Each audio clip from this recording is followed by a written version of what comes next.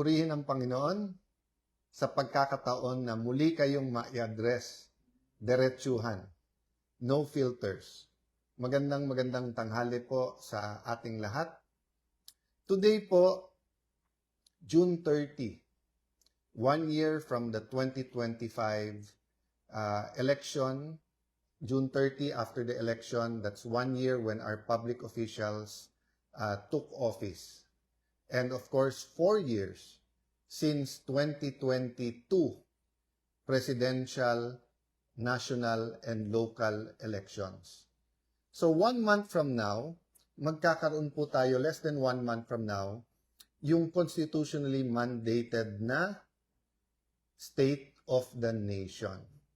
So, ngayong tanghali, allow me to speak about what I think, what many people think, kung ano po ang nasa puso at isipan ng marami nating mga kababayan, kung ano ang State of the Nation ngayon. Bakit? What's the purpose? Alam nyo po ang government official, pag gumawa ng isang pagkilos or gumawa ng isang action, meron pong corresponding reaction yan. Yan po ay isang principle. For every action, there is a reaction. Diba? So kung sinabi ko yung piso ay gagamitin sa pabahay, or yung piso ay gagamitin sa ayuda, or yung piso ay gagamitin para sa flood control, may reaction po yan. So ang nangyayari po, pag nagkakaroon ng reaction sa ginawa ng isang namumuno, namamahala, or isang public servant, at ang reaction po ay galit o ang reaction po ay negative, the public official has two choices. One is to double down. Diba? Halimbawa po, sa ginagawa ng Blue Ribbon Committee sa pangunguna nun ni Senator Lacson, at ngayon sa pamumuno ni Senator Erwin Tulfo at sabi nila yung subcommittee kay Senator Francis Pangilinan na hindi pa nag-aaksyon. So, meron pong reaction yan. So, you can double down. So, that's what Senator Lacson is doing, doubling down and saying na naging matapat siya sa takbo ng Blue Ribbon Committee. Or you can reflect. And when you reflect, pwede mong aminin ang pagkakamali. Tandaan po natin, pagka inamin natin ay may pagkakamali, it could be a partial mistake, it could be a crucial mistake, everything can be a mistake, but the point is, it is part of leadership to tell the people pag may mali at itama ito. Kasi kung pagpipilitan natin na ang mali ay tama, lalo pong lalaki ang problema. What is the biblical principle involved here? The biblical principle involved here is kung anong ating itatanim, yan din po ang ating aanihin. I can also say that the biblical principle here is about truth, katotohanan, na the truth shall set you free. Alam naman po natin sa Bible ang context po nun, ang katotohanan ng Panginoon na Jesucristo at yung freedom from sin.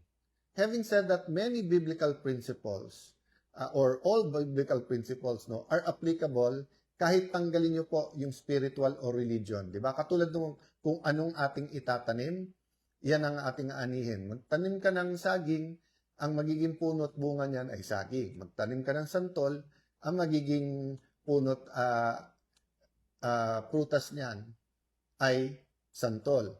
So, let's put everything into context first, no? First, meron po tayong announcement from the Ombudsman. Nakakasuhan ng plunder si Senator Marcoleta. Ano po yung context at background niyan? Noong 2025 SONA, sinabi ng Pangulo, mahiya naman kayo, exposing then what seemed to be anomalies and corruption sa flood control and sa infra. This was not new. Many senators in the 2023 to 24 budget, yung inyong lingkod po sa 2022 pa lang, discussion of the 2023 budget, tinanong na po natin bakit 1/3 bigla ng budget ay flood control at bakit 1/3 ay maintenance. So ang ating iniimbestigahan pa lang po mga kababayan, flood control pa lang ha. Sa maintenance, napakarami pa ho dyan. And 1/3 ulit ng budget yan. So kung trillion na po sa pinagsama after 3 to 4 years, ang budget sa flood control, ang budget din po sa maintenance ay 3 to 4 years ay 1 trillion na rin. At isang departamento pa lang yan. Hindi pa natin pinag-uusapan ang BIR, Customs, bago pong pamamahala nila. So I'm referring to before 2025. Ganon din po sa iba pa hong ahensya, sa DA, sa DOH po, no? Wag na po yung corruption na nababalita, yun na lang pong hindi makadeliver ng mga bakuna at mga gamot na dapat bilhin at panay excuses ang ating inaabot. So, kasabay po ng ating State of the Nation, ngayon 2026 is the 40th anniversary of the EDSA Revolution. So you cannot help it, but people like me, ako personally, I was at EDSA. My father was one of the first, di ba, dun sa assemblyman, kasama po si dating assemblyman, naging Congressman Goles, na nasa EDSA. And some were in the Marcos side, some were in the Cory Aquino side, but the point is, 40 years later, that's one generation. Biblically, that's one cycle, 40 years. Ano nangyari dyan sa generation na yan? Sa Monday po, July 6, mag-uumpisa ang impeachment trial. That's an issue by itself, whether it will be impartial, may ginagawa ba ang administrasyon na to, may kilalaman ba nito? Ang May 11 at May 13 na kaganapan sa Senado, May 11, pag-deploy ng mga NBI para hindi po makaboto si Senator Bato. May 13, yung mga armado naka-full battle gear na mga taga-NBI na pumasok sa Senado, hindi lang sa GSIS. Patuloy din po ang conflict sa Middle East. Sabi may deal na, tapos wala. Kahapon may deal na ulit. At of course, we're all praying na magkaroon ng tunay na kapayapaan, tunay na peace, na magkaroon ng agreement. But habang bumabalik-balik ang sitwasyon, patuloy pa rin ho ang taas ng presyo ng gasolina, patuloy pa rin po ang disruption, hindi lang po sa natural gas, hindi lang sa oil and gas, pero pati ho, for example, sa fertilizer.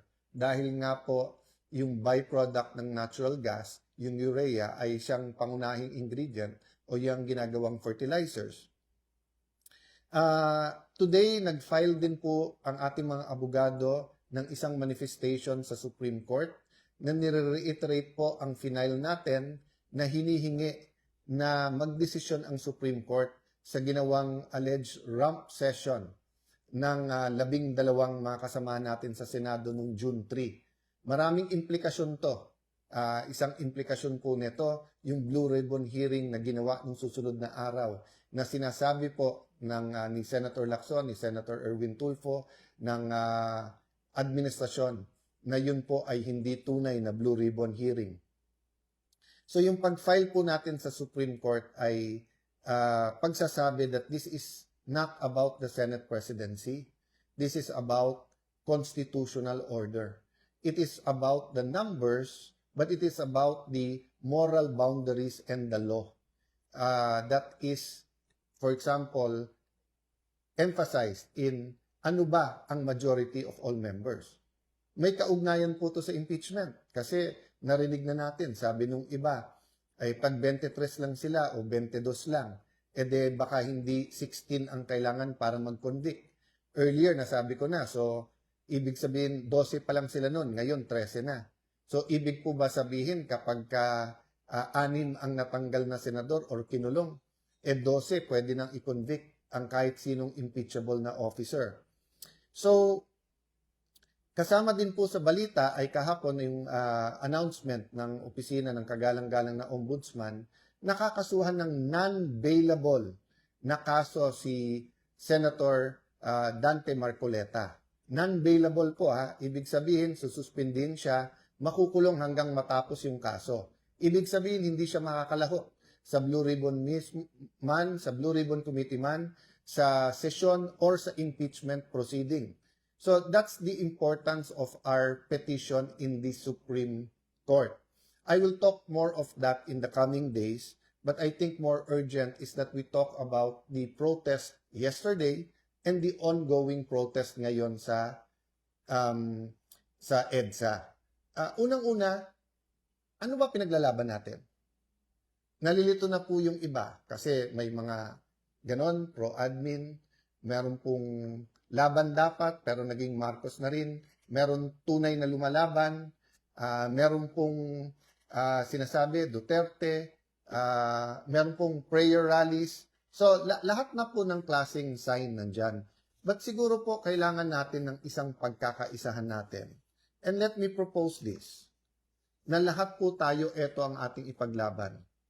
We, the sovereign Filipino people, imploring the aid of Almighty God in order to build a just and humane society and establish a government that shall embody our ideals and aspirations, promote the common good, conserve and develop our patrimony, and secure to ourselves and our posterity the blessings of independence and democracy under the rule of law and a regime of truth, justice, freedom, love, equality, and peace. Do ordain and promulgate this Constitution. So give away yung dulo. Do ordain and promulgate this Constitution. So mga kababayan, mga kapatid, mga magulang, ito po ay hindi proposal ng Iglesia de Cristo. Ito hindi proposal ng mga kapatid nating Katoliko. Ito ay hindi proposal ng mga kapatid nating Evangelical. Hindi lang ito proposal ng mga kapatid nating Muslim. Hindi ito proposal lang ng Ilocano, ng Bisaya, ng Waray-Waray, ng Kapampangan, ng Bicolano. Hindi po. Ito po ay pinagkaisahan ng lahat ng Pilipino. Anuman ang edad, saan man pinanganak, anuman ang religion, anuman ang paniniwala, anuman ang pinaglalaban. Sabi po dito, with the aid of the Almighty God. So doon po nagsasabing ng wala pong dapat sa public discussions natin ang Panginoon. Ako isang ayon sa inyo, wag natin sabihin ang Panginoon ay para sa grupo na to o kampi sa akin ang Panginoon. Pero hindi natin pwedeng tanggalin ang Panginoon sa ating usapan. In fact, we should all be on His side. Why? Because without moral foundations, without a moral compass, so pinag-uusapan po natin dito ang Panginoon, but also yung pagtuturo. Siguro naman po, pagka tinignan natin ang pagtuturo ng Katoliko, ng Iglesia ni Cristo, ng Islam, tignan po natin ang Evangelical Christians, may nagsasabi po doon lahat bawal magnakaw. Nagsasabi po doon lahat na bawal pumatay. So cheating, stealing, and lying is a universal principle that we find. At kaya nga meron nakalagay dito po na independence and democracy under the rule of law, regime of truth. So, let me simplify. Sa lahat ng para sa katotohanan, magkakampi dapat tayo. Ang dapat po lumabas ang buong katotohanan. So, nung sinabi ng Pangulo, mahiya naman kayo, ibig sabihin po lahat ng guilty. At lahat po ng hindi guilty pero walang ginawa. So kami, lahat sa Senado, kung alam namin may nangyayari at nagkulang kami, dapat mahiya. Lahat sa Kongreso. Si Senator Erwin Tulfo mismo nagsabi, nung congressman siya, umiikot-ikot siya at alam na may bentahan ng mga kontrata. Siya mismo nagsabi na tumatambay siya sa opisina ni Zaldico. O si Senator Lacson, buong buhay, nilalaban niya against pork barrel. Pinaglalaban niya against corruption. We honor that. Kaming lahat po na nagbigay ng warning, bakit ganyan na ang budget ng DPWH, pero nagkulang po kami. So ang question, since SONA last year until now, ano ba nangyari? Ang problema po, imbis na ipaglaban ang batas, imbis na po na hanapin ang hustisya, imbis na ipaglaban ang katotohanan, binaluktot ang batas. Bend the law. So makikita po natin, yung Blue Ribbon Committee, maganda umpisa sa ilalim ni Senator Marcoleta. Hindi po perpekto, wala pong perpekto. Tandaan po natin mga kababayan kay Senator Lacson mismo or kay Senator Marcoleta po mismo, pag nagsimula ka mag-imbestiga, daan bilyon, trilyon piso ang umiikot sa mga bulsa na kumita na dito. So sabihin nyo po, sa 2 taon, 700 billion pesos. Sa 10%, 70 billion pesos yun. Sa 20%, 140 billion. Doon pa lang. Marami pang ibang pagkukunan ng pera. So, gumagalaw po yung pera. Yung mga kumita na yan, ayaw nila na lumabas yung katotohanan. Pwera pa yung kapangyarihan. Kasi pag nasa kapangyarihan ka, hindi mo lang ginagastos yung pera para pagtakpan, tuloy-tuloy din po ang pagkita o tuloy-tuloy pa rin ho ang korupsyon. Ano nangyari nung pumalit si Senator Lacson? Nung umpisa, lahat nanonood, kami, benefit of the doubt. Nung una, medyo nalihis lang, napunta sa Senado. Sige po, kasi dapat wala tayong sinasanto. Pero pakonti-konti po, naging malinaw. Na kung titignan mo po, yung dating malinaw kay Senator Marcoleta, naging malabo. Ano po yung ibig ko sabihin maging malabo? Nakita na ang Malacanang, nakita na si Senator Lacson, nakita na dun sa DOJ pa ata, tapos naging ombudsman kay kagalang-galang Boying Remulla, para bang may konting, nung umpisa parang konti Ngayon malinaw na may coordination.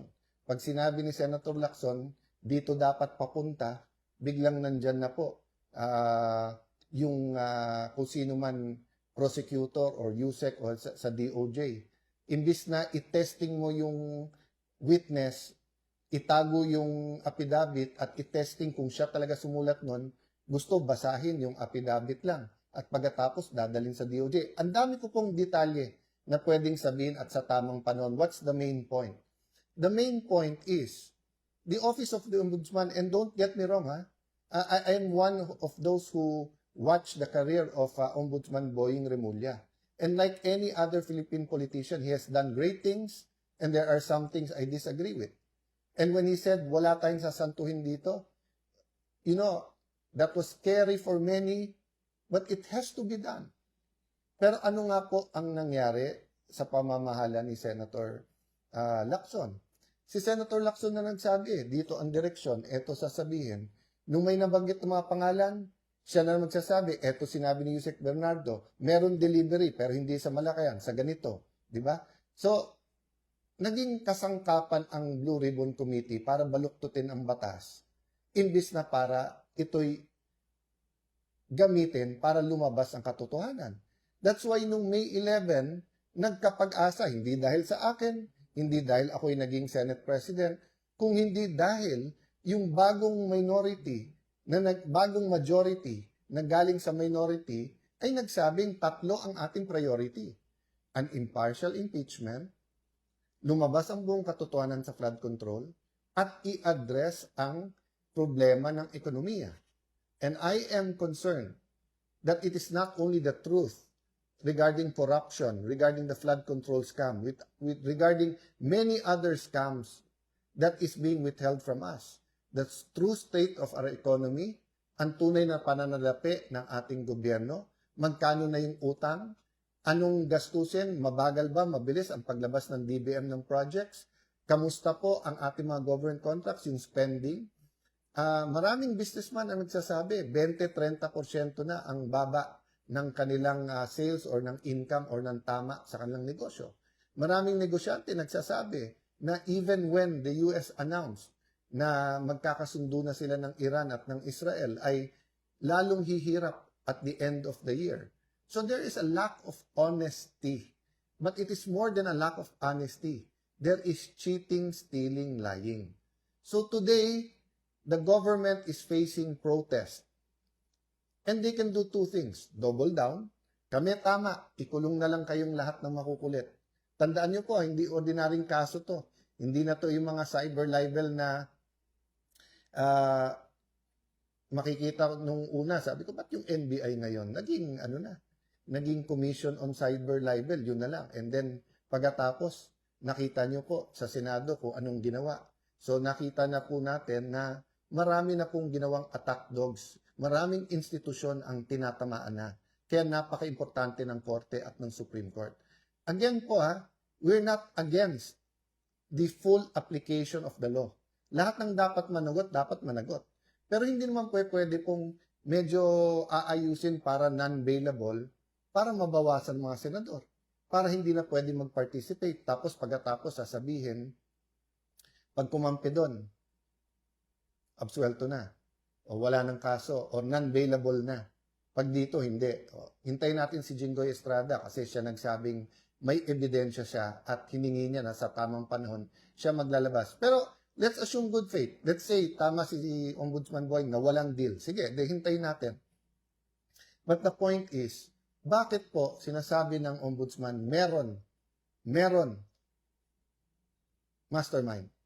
Pero bakit nahuhuli? Di ba kung may mastermind, dapat inilabas na kung paano siya naging mastermind tapos kinasuhan. Pero bakit po sinasabi ni Senator Lacson walang mastermind? Napakagaling naman po kung ganong kalaking anomalya, ganyang kalaking corruption, tapos walang mastermind. At mukhang yung mga nagiging state witness. So ngayon, biglang si Secretary Bonoan, pagkatapos sabihin, wala siyang kilalaman kay Senator Jinggoy, biglang gagamitin ngayon sa kaso ni Senator Jinggoy, at sa iba pa, kulang na explanation walang basis Mukhang yung mga, dapat kasi pagka ikaw, hindi mo kailangan maging least guilty para maging state witness. Pero kailangan hindi ikaw ang most guilty. So that is why we wanted another Blue Ribbon Committee hearing. Hindi lang to para sa ex-Marines o dun sa mga bagong witnesses. Ito ay para sa mga napakaraming government officials na binanggit pero hindi na pinatawag. Tapos ang nag-testify na para sa kanila si Senator Lacson na. Tapos sasabihin ni Senator Lacson para sa 2028 to. Sino ba po sa amin, sa grupo namin ang nag-iisip ng 2028? Samantalang sa grupo ng majority ngayon, alam naman natin, nag-uunahan, nilo-launch na nga ang pagtatakbo. Sayang, Senator Lacson. Kasi alam mo, kung yan ay pinagpatuloy mo, sana yung lifelong struggle mo against corruption tumatak sa'yo. Who knows? Baka ikaw pa naging choice for president sa susunod. Pero hindi, sinira nyo Sinira mo. Ang ginawa, you bent the law. Diba? May agenda. And who are you protecting? What are you, why? After years, di ba? So, ito po ang problema. Yung ibang mga taga-Malacanang lalong tumatapang. Bakit? Kasi yung Senado na last bastion of democracy, siya pang nagamit para lalong magkaroon ng injustice. So, kung pa-konti-konti itong mga institusyon na to, DOJ, NBI, di ba, minsan ginagamit ang kapulisan, paggamit po sa iba't ibang mga ahensya ng gobyerno, hindi lang para sa corruption, pero baluktutin ang batas. So mga kasama, I ask you today, number 1, prayer po. Prayers move mountains. Number 2, participate in your way. If what you can do is pray, then pray. If what you can do is pray, but also post in your Facebook, in your Instagram, sa kahit anong social media, meron kayong WhatsApp, Viber groups, imulat ang ating mga kababayan sa nangyayari sa ating bansa.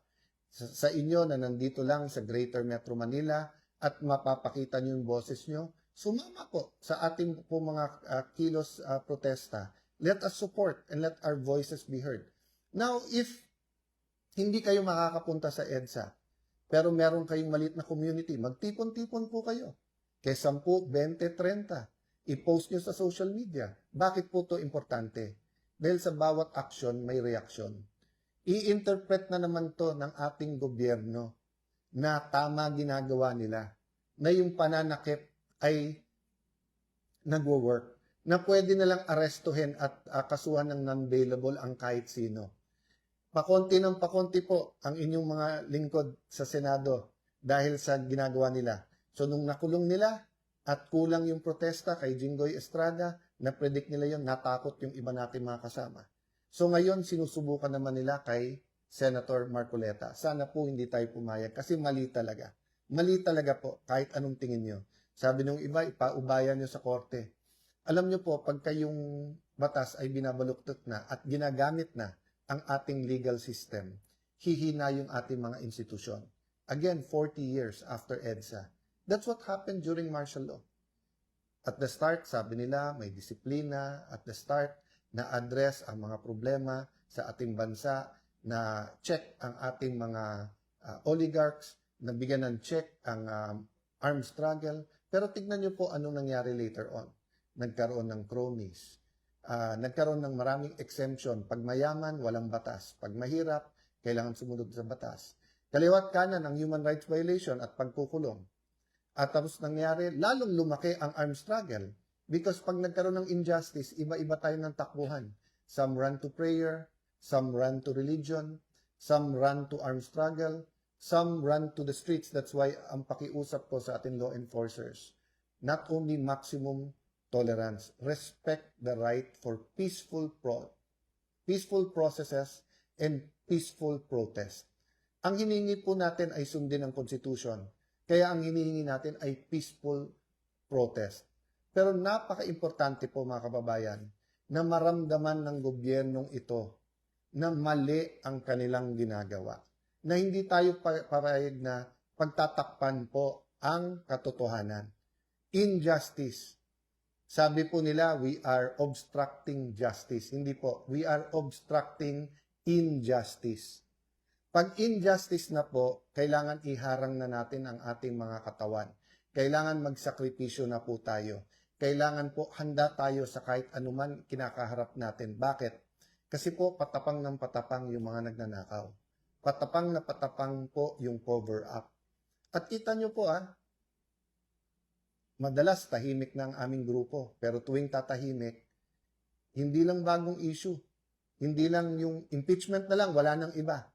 Parang palalabasin pa nila na yung May 11 hanggang June 16 ay kasalanan ng isang grupo na gusto lang maging malaya ang ating bansa, na gusto ang katotohanan ay lumabas. Bakit wala nang gulo ngayon sa Senado? Kasi happy na po ang Malacanang sa sitwasyon sa Senado. Pero tanong ko po sa inyo mga kababayan, happy ba kayo sa sitwasyon sa ating bansa? Mahirap ang buhay. Kaya walang may gusto po na may mga protesta at may magulo. Pero alam nyo po, ang kaguluhan ay dala ng corruption at kahirapan. Hindi to dala ng mga protesta. So ngayong tanghaling to, mga kababayan, let's all join in prayer, asking God for solutions for our country. But let's put a step to our prayer. So with your permission, may I lead us in a short prayer. Diyos Ama, lumalapit po kami sa inyo. Anuman ang aming religion, anuman po ang aming edad, anuman ang aming estado sa buhay, kami po man ay senior citizen or young people sa ating bansa. Kami po man ay nasa Luzon, Visayas, Mindanao, or all around the world. We surrender everything to you. Kami po ay likha nyo. We're made in your nature and in your image. We know, Lord, that you intended the Philippines to be a powerful nation, to be a rich nation, to be a prosperous nation. You empowered Filipinos with understanding, wisdom, and knowledge. Ngunit katulad po ng isang paso na puno po to ng liquid gold, ay unti-unti itong binutas ng mga dapat pumuprotekta nito. Para po mapunta ko saan-saan, pati sa sariling bulsa. Sometimes there were good intentions. Most of the times there were bad intentions. But we know that there is now a time of reckoning and shaking. So as we pray for mercy for our people and nation, we pray that you spare us from calamities, yan po man ay maging earthquakes o malalakas na bagyo, sa mga sunog, sa mga baha na nangyayari. We do know, Lord God, na sa bawat aksyon may reaksyon. Sa bawat tinanim may aanihin. At itong mga baha ay ani dahil po sa ginawa sa nature, sa kalikasan, ginawa po sa pandarambong sa ating pong mga proyektong pang flood control. So Lord, as we ask for your forgiveness, we ask, Lord, that as we seek your kingdom and righteousness, you raise up the right leaders. Leaders, Lord, sa bawat pamilya. Leaders sa bawat simbahan. Leaders sa business community.